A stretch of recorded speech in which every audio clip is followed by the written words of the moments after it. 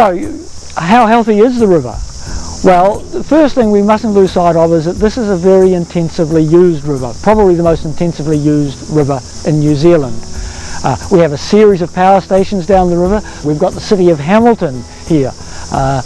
We take our drinking water from the river, but we also put our sewage wastewater back into the river. Same with a number of the smaller towns in the catchment as well. So this is an intensively used river. And we have to expect that there's going to be some change in its quality. The way I look at it is actually it's a surprisingly little change. It's actually a very healthy river. I said the dissolved oxygen concentrations are very high, which is a good thing. The levels of toxicants like ammonia and heavy metals are low. That's a good thing. Levels of pesticides in the river water are also very low. In fact, we did some work some years ago where we asked the laboratory to look for a suite of 100 different pesticides, and in almost all cases they simply couldn't find them. Using the most sophisticated laboratory techniques that are available, they simply can't find. They're below the detection limit. So in that level, the health of the river is actually very good.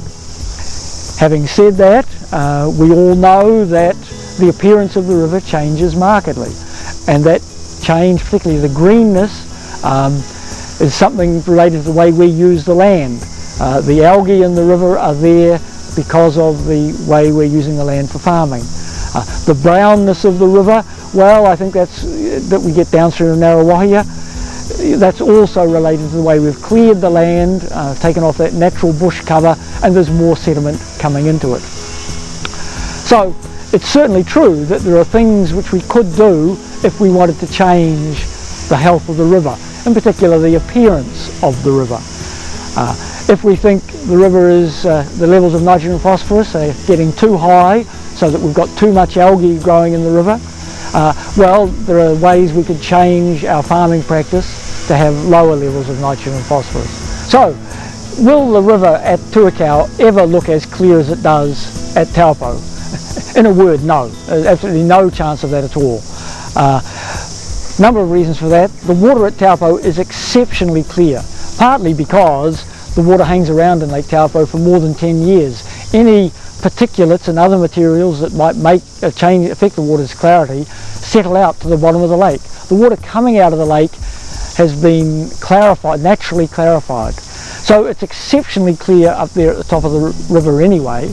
We just don't have those same processes operating further down. Furthermore, even 200 years ago, before we developed the land, cut down the bush and developed it for farmland, there would have been chemicals entering the river from the natural wetlands that were there. And these chemicals, the sort of chemicals that you find when you make a cup of tea, tannins, humic substances we call them, they come in swamp drainage. If you've got wetlands, you're going to have brown coloration in the water. In fact, I think there are records that show that the early European scientists who studied the lower Waikato River, a chap from Austria called Hochstetter, he actually commented on the brown coloration of the lower river. So I think we just have to accept the fact that there have always been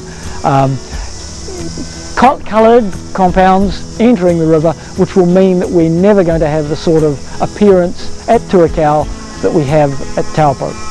So by and large, it is a healthy river, and particularly by international standards. I think when people who do river science in Europe look at our results, they think how lucky we are. They would be very pleased to have river water quality like this in many parts of Europe.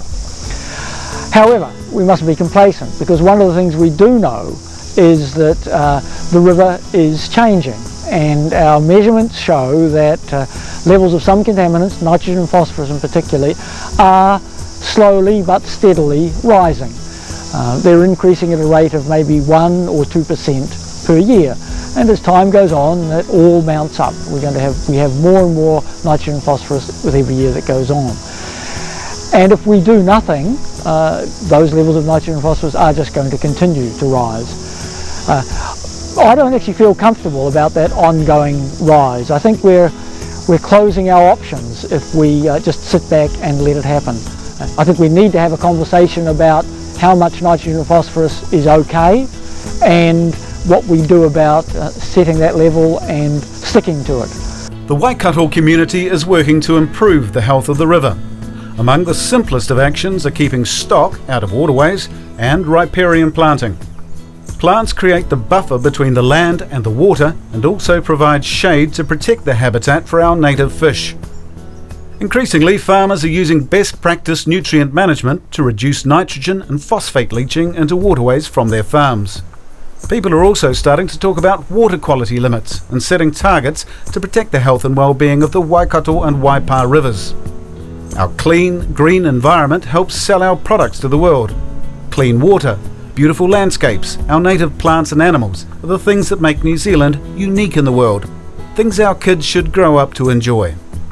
If we focus on getting the right solution for water quality in Waikato and all New Zealand, everybody will win.